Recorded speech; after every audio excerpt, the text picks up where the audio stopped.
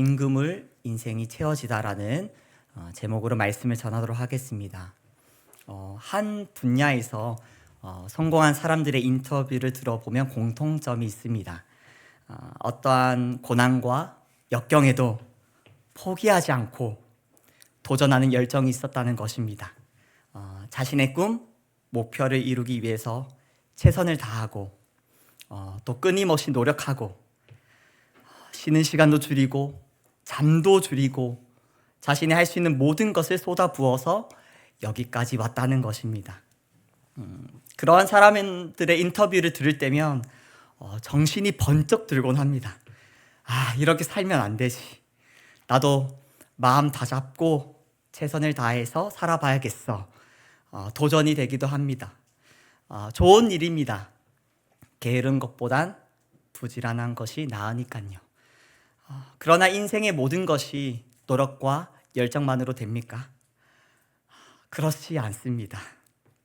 자신이 할 수 있는 모든 방법을 다 동원했는데 쉬는 시간을 줄여도 받고 잠을 줄여도 받고 돈도 들여받고 모든 것을 다 쏟아 부었는데 좋은 결과를 내지 못할 때도 있다는 것이죠. 올림픽 경기에 출전한 선수들 4년 동안 얼마나 치열하게 노력했겠습니까?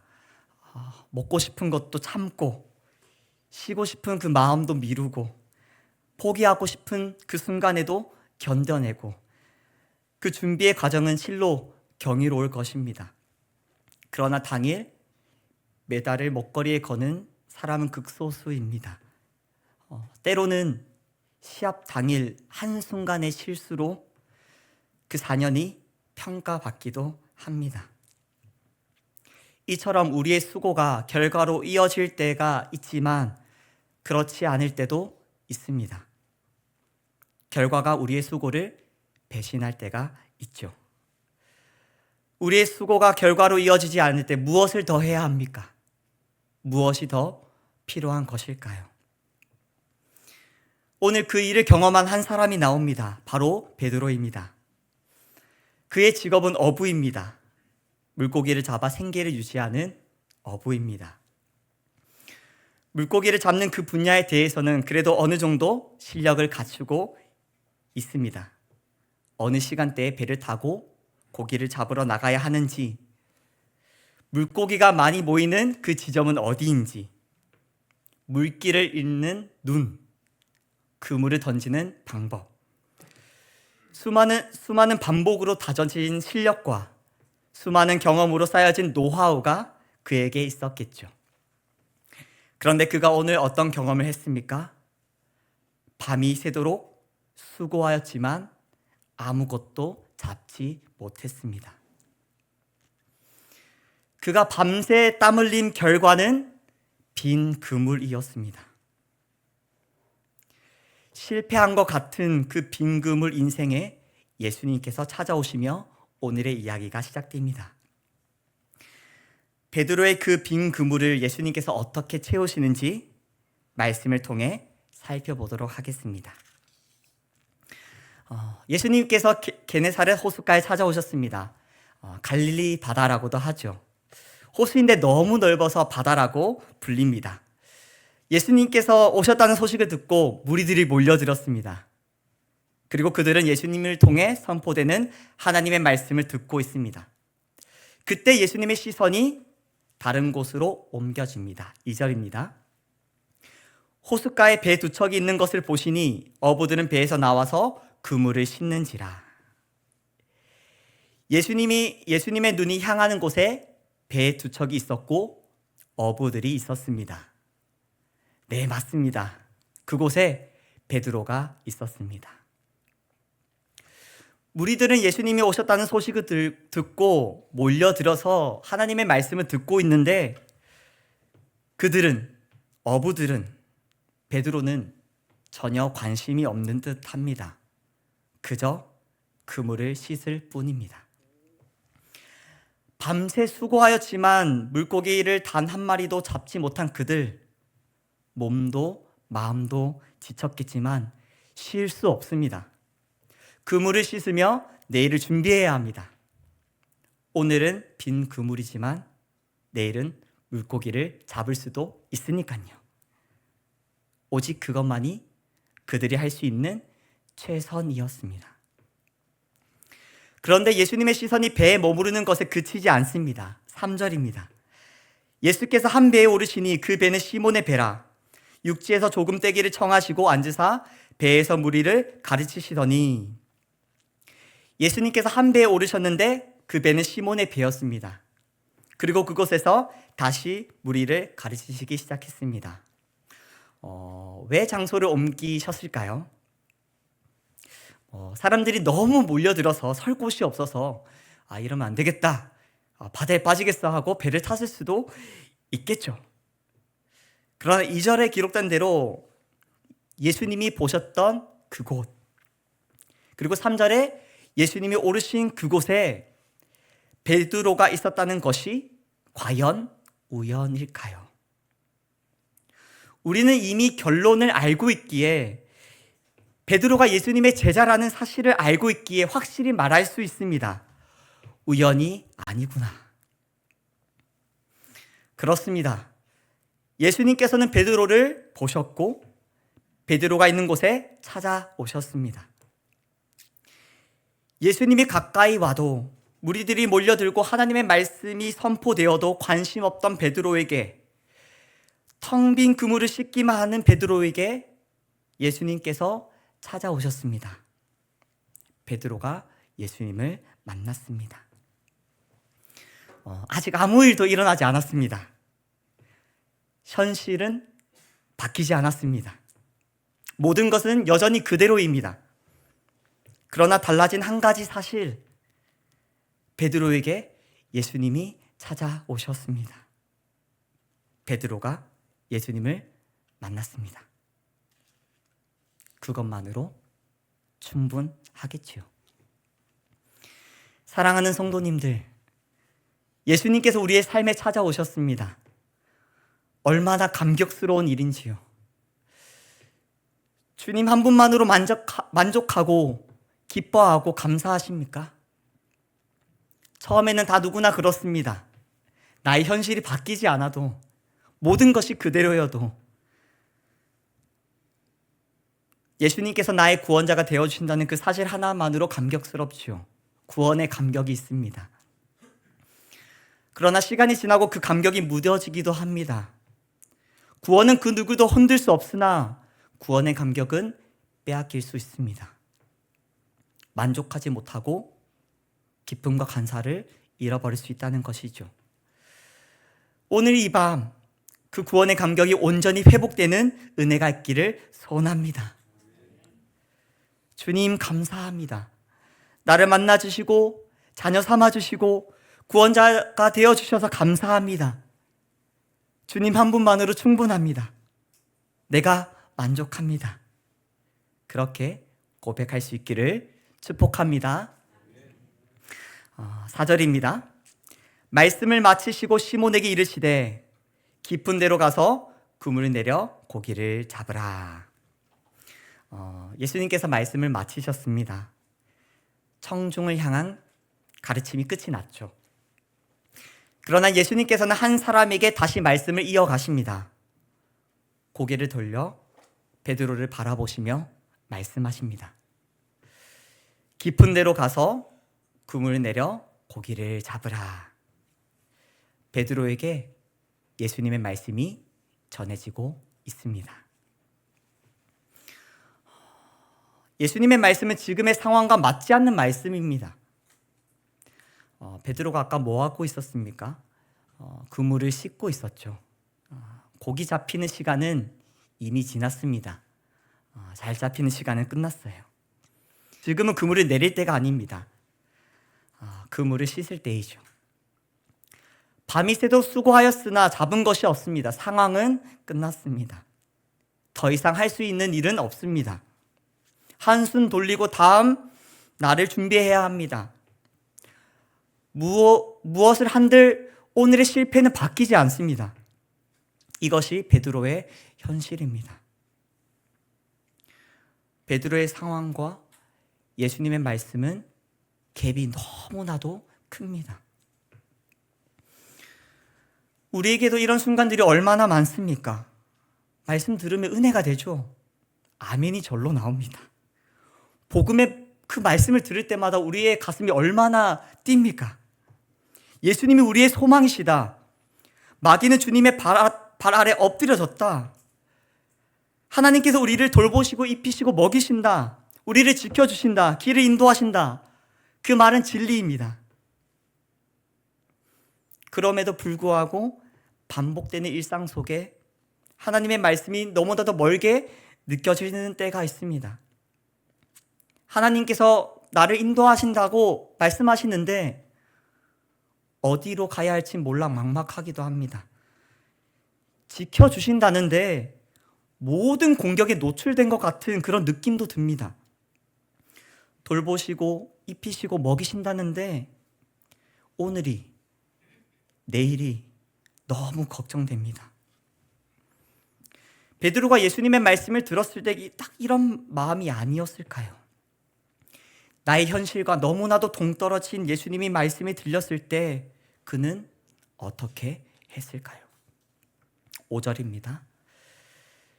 시몬이 대답하여 이르되 선생님 우리들이 밤이 새도록 수고하였으되 잡은 것이 없지만은 말씀에 의지하여 내가 그물을 내리리이다 하고 말씀에 의지하여 그물을 내렸습니다.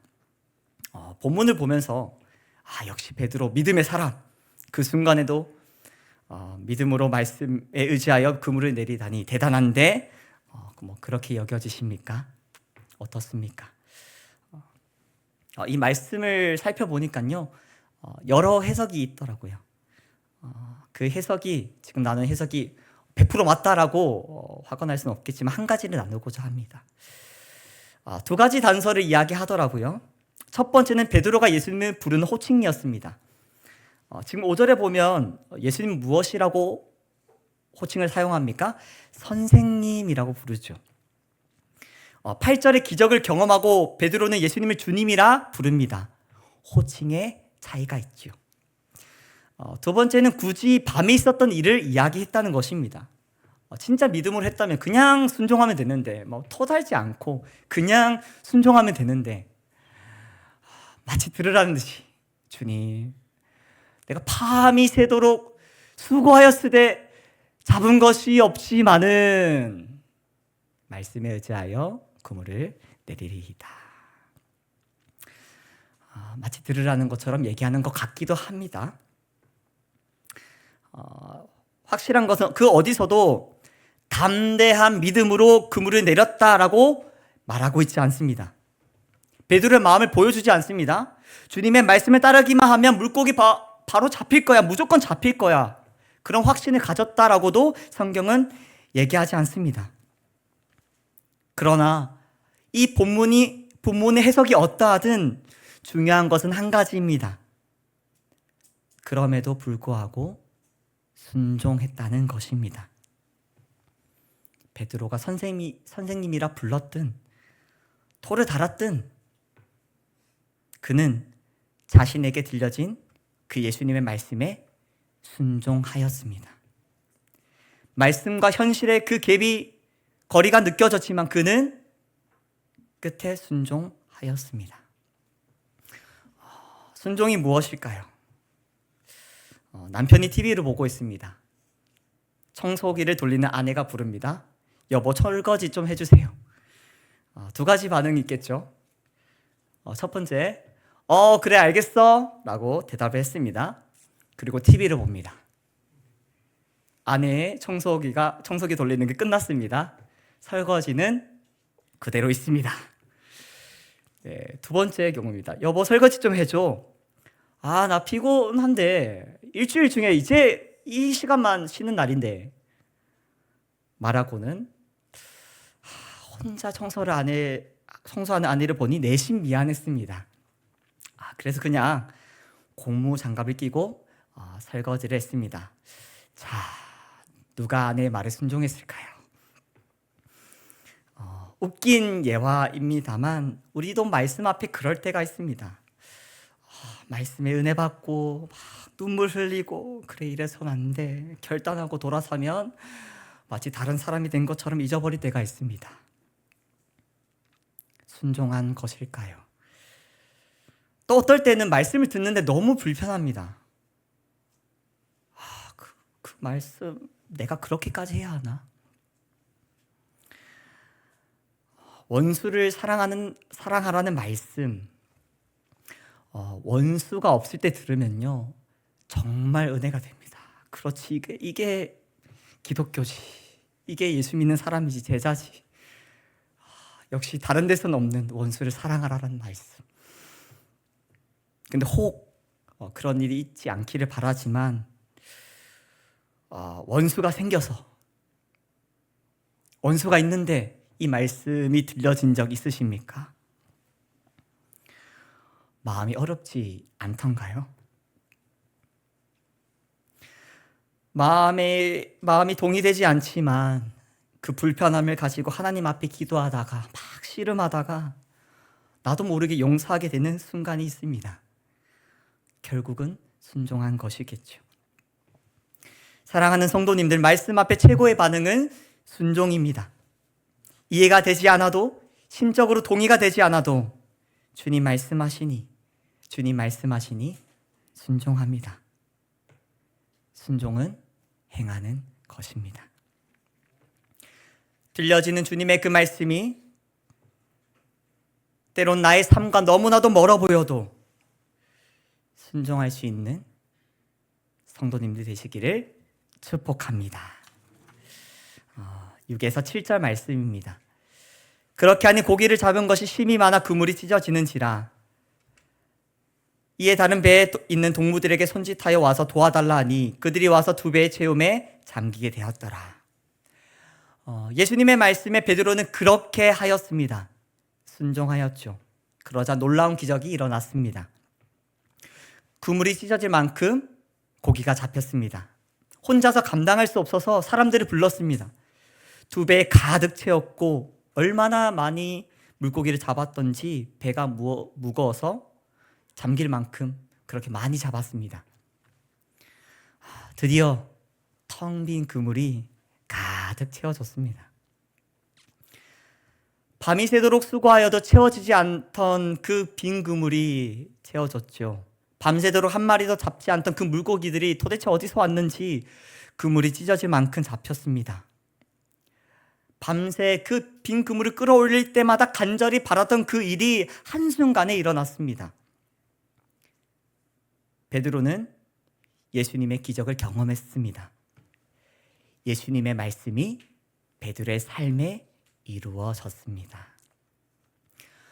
모든 사람이 놀랐습니다. 야고보와 요한도 놀랐습니다. 베드로도 놀랐습니다. 9절에 기록된 대로 고기 잡힌 것으로 말미암아 놀랐습니다. 그러나 베드로는 채워진 그물에 집중하지 않습니다. 8절 말씀입니다. 시몬 베드로가 이를 보고 예수의 무릎 아래에 엎드려 이르되 주여 나를 떠나소서 나는 죄인이로소이다 하니. 베드로는 채워진 그물을 보고 기적을 일으키신 분께 반응했습니다. 말씀하신 예수님, 그 능력의 근원이신 예수님께 반응합니다. 그분의 무릎 앞에 엎드렸습니다. 선생님이라는 호칭은 사라졌습니다. 예수님을 주님이라 부릅니다. 베드로는 그가 어떤 분이신지 깨닫고 말합니다. 주여 나를 떠나소서 나는 죄인이로소이다. 이 사건 이후 베드로의 인생은 완전히 달라졌습니다. 물고기를 낚는 어부가 아니라 예수님의 말씀을 따라 사람을 낚는 어부가 되었습니다. 베드로가 이전에는 경험하지 못했던, 생각하지도 상상하지도 못했던 새로운 삶이 펼쳐졌습니다. 이제는 그 무엇과도 비교할 수 없는 예수님과 동행하는, 예수님을 따라가는 제자의 삶이 시작되었습니다. 10절 말씀입니다. 그들이 배들을 육지에 대고 모든 것을 버려두고 예수를 따르니라.